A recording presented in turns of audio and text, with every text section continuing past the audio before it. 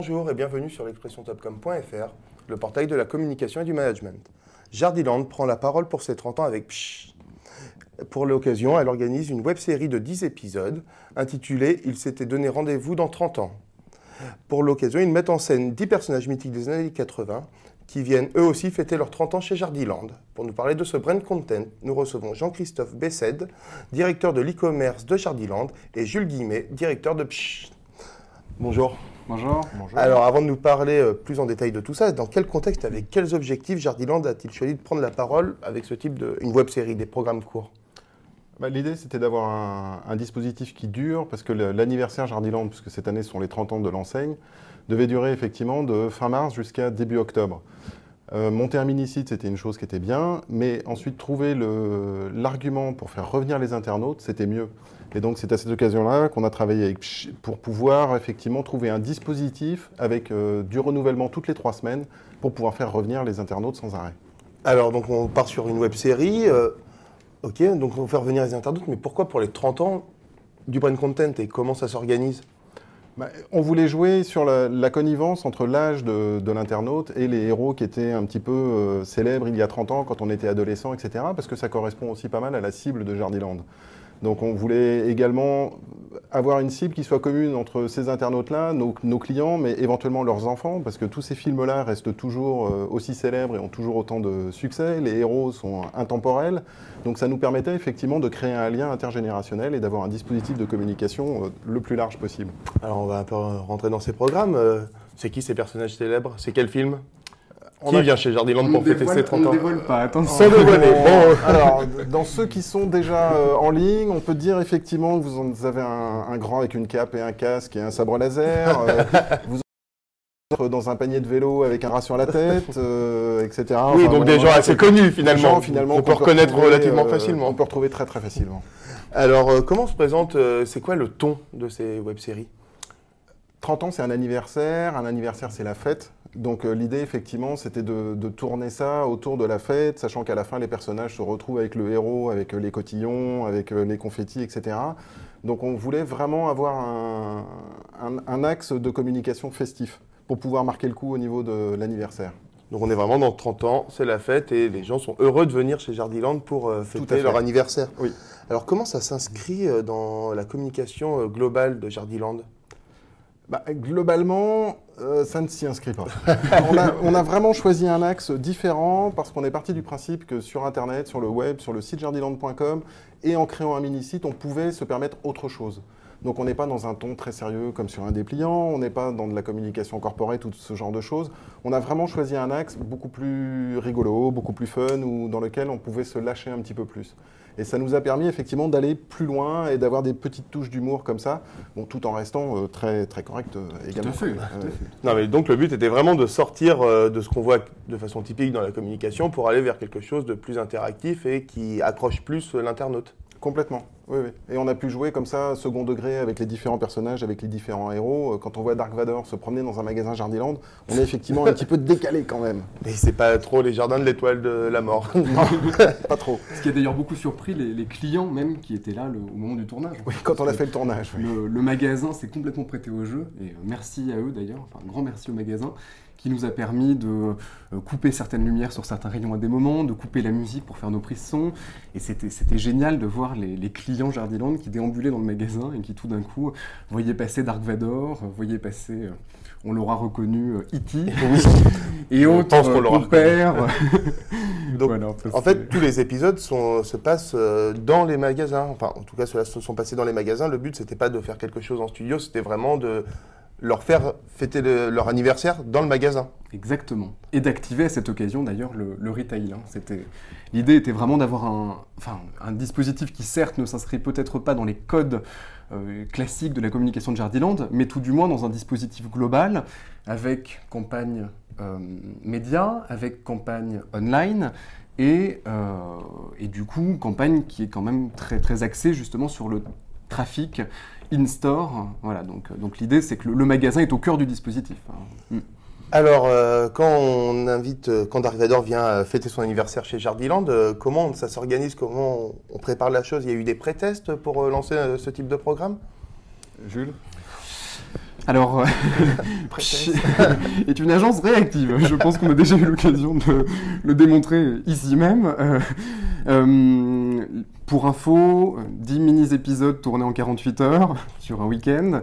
Une web-série dont tous les storyboards et les scénarios ont été écrits en 2 semaines chrono, une petite semaine, avec aussi un client derrière bien réactif. Enfin, je pense que ça a été très réactif. Ouais. mais on a bien travaillé. Enfin, il y a eu une bonne intelligence et une bonne entente entre nous. Enfin, les échanges fusaient et on se comprenait bien, donc ça a beaucoup aidé au délai serré du projet. Donc bon, pas le temps de faire des pré-tests, post-tests éventuellement, mais enfin, après, sur le web, on a aussi des données assez, je dirais, chiffrées, c'est-à-dire qu'on voit le nombre de connexions, on a un retour, enfin, comment dire, assez direct, finalement, sur, je dirais, le taux de visionnage, etc., etc. Donc on a des bons taux, donc on est content.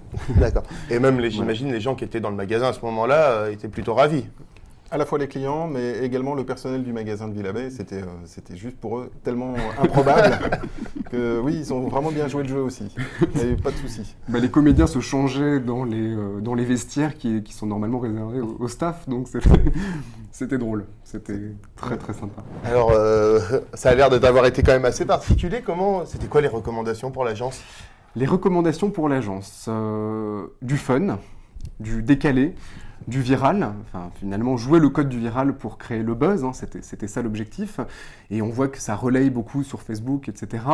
Et en même temps, ne pas perdre de vue le contenu de marque, c'est-à-dire que ça reste du brand content. Il ne faut pas tout d'un coup partir dans des choses complètement extravagantes qui n'auraient plus aucun rapport avec ce dont on parle initialement. On parle de produits de jardin, on est dans un magasin Jardiland, on a un personnage récurrent qui est la vendeuse Jardiland, qui revient dans tous les épisodes et qui est confrontée à tout un tas de situations. Donc, et chaque épisode est lié à un rayon du magasin, rayon mis en avant dans le cadre du jeu concours et du dispositif web organisé par ailleurs. Donc on a des scénarios qui sont cohérents par rapport au contenu de marque et au contenu produit, voilà, tout en étant décalé. Il y a eu un très bon axe au niveau de l'agence parce que c'était les 30 ans de l'enseigne. Et l'agence d'ailleurs a compté et s'est rendu compte qu'entre fin mars et début octobre, on avait également 30 semaines. Donc ils nous ont découpé ça en 30 semaines d'animation, 30 semaines d'activité et sur un dispositif online qui permettait d'accompagner effectivement. Parce que sinon le risque c'était de se retrouver avec un dispositif qui s'essouffle très rapidement, comme on peut l'avoir avec un autre dispositif type papier par exemple, où vous lancez votre opération et puis ça retombe aussi rapidement. Alors que là, donc, on a des piqûres de rappel, on a des campagnes d'emailing, on a un dispositif qui est vraiment suivi, accompagné et qui s'enrichit au fur et à mesure avec les nouvelles vidéos qui sont mises en ligne. Parce que justement, les vidéos étaient le moyen donc d'avoir des retours récurrents des internautes. Des rendez-vous, on crée vraiment des rendez-vous. Et avec cette promesse très forte sur tout le dispositif qui est 30 semaines de cadeaux. Donc on a une promesse qui est forcément qui titille un peu l'internaute, un peu joueur. Enfin c'est vrai que et les clients Jardiland de manière plus générale. C'est vrai qu'on a une belle promesse. La marque est quand même visible pendant la web-série. On reconnaît bien qu'on est chez Jardiland. Je veux dire, on n'est pas dans n'importe quel magasin. Tout à fait. Tout à fait. C'est vraiment là-dessus, enfin là je rebondis sur ce que tu dis à l'instant, c'est là-dessus que le brand content s'inscrit malgré tout dans une stratégie quand même assez cohérente. Il y a un message, on n'est pas dans le potage pour le potage ou dans la blague un peu vaine qui finalement ne dit rien. On transmet beaucoup de messages, la convivialité quand même. Enfin, la vendeuse Jardiland est toujours ravissante, souriante. C'est un personnage hyper attachant et qui je pense, participe aussi de la valorisation de l'image de Jardiland. On voit plusieurs rayons du magasin. On montre aussi la diversité.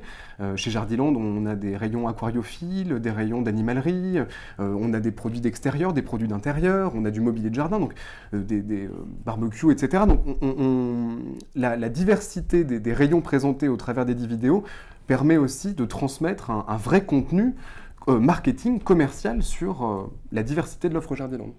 Et ça nous permet surtout de toucher une cible qui n'est pas forcément une cible qui connaît Jardiland. Parce que là, avec le dispositif viral, avec Dark Vador par exemple, on fait balader Dark Vador dans l'animalerie pour des gens qui connaissent peut-être Jardiland de nom, mais ne savent pas forcément que Jardiland a aussi un rayon animalerie. Et même chose pour les autres rayons déco intérieur, etc. Donc ça nous permet vraiment d'étendre le dispositif et d'avoir une communication beaucoup plus diffuse vers des cibles qui ne sont pas potentiellement ou naturellement attirées par Jardiland. Donc, compte tenu de cet objectif de toucher des nouvelles cibles, la stratégie du brand content est arrivée de façon assez naturelle, surtout si on voulait conserver ce côté fun et décalé. Tout à fait. nous avons répondu à un appel d'offres web, vraiment de stratégie online, avec du coup plusieurs phases, conquête, fidélisation, etc. Et Jean-Christophe, à très juste titre, nous a un peu challengé en nous disant « Non mais attendez, il est très bien votre dispositif, il marche, mais qu'est-ce qu'on fait pour que les 30 semaines ne créent pas un essoufflement ?» C'est-à-dire, qu'est-ce qu'on fait pour que les gens continuent à se connecter, à venir régulièrement durant les 30 semaines. Et ensemble, nous avons imaginé cette web-série pour créer ces rendez-vous, ces différents... Les 10 rendez-vous. 10 mini-films, c'est quand même un gros boulot derrière, avec 10 thèmes différents, 10 storyboards différents, etc., sur l'ensemble des rayons de la marque. Donc c'était important pour nous, effectivement, parce que ça nous permettait vraiment d'avoir un 360 au niveau de l'enseigne. Et pourquoi choisir 10 personnages célèbres des années 80 Pourquoi s'arrêter sur ces personnages? La thématique principale de l'opération, les 30 ans. Ce qui conduit à faire le dispositif, le plan média, le plan online, etc., l'activation en magasin, le fil rouge, ce sont les 30 ans. Donc quoi de mieux pour, je dirais, marquer les esprits et encore une fois, on rejoint le message, c'est-à-dire que un des messages principaux est l'enseigne à 30 ans, donc du coup, mettre en scène des personnages d'il y a 30 ans de manière un peu immanente, c'est-à-dire que finalement, le simple visionnage de la vidéo permet de comprendre, ah oui, d'accord, c'est une enseigne historique, ça positionne aussi Jardiland comme une grande entreprise française, du coup, l'ancienneté participe de la... il y a aussi un positionnement qui est intéressant, je trouve, pour l'enseigne, qui est... 30 ans, c'est quelque chose. Ça fait 30 ans que Jardiland participe à la vie économique française liée au monde du jardinage. Donc ces héros ont 30 ans aussi, on a fait l'anniversaire en commun. Exactement, voilà. Et donc on a dit que c'était sur 30 semaines. Le brand content a l'air de bien fonctionner pour Jardiland. Comment vous voyez-vous en commun cette association continue? Est-ce que finalement le brand content va devenir un rendez-vous logique de Jardiland ou est-ce que ça va rester quelque chose de très ponctuel? Comment vous voyez ça évoluer? En fonction des résultats au terme des 30 semaines, effectivement, on fera le bilan et on va voir un petit peu comment est-ce que l'on peut derrière capitaliser sur cette première expérience pour imaginer d'autres dispositifs. Après, il faut continuer à surprendre. En ligne, c'est super important. Donc, qu'est-ce qu'on imaginera l'an prochain? J'en sais encore strictement rien. Mais là, on a déjà un dispositif qui court jusqu'au mois d'octobre. Voilà. Donc, ça va déjà bien nous occuper encore une bonne partie des mois à venir. Là. Et puis, ce qui est intéressant, là, c'est qu'on poste chaque vidéo toutes les 3 semaines en annonçant que l'épisode 4, que l'épisode 5 sera posté à telle et telle date. Donc, on crée aussi ce suspense, il y a du teasing, il y a un vrai teasing.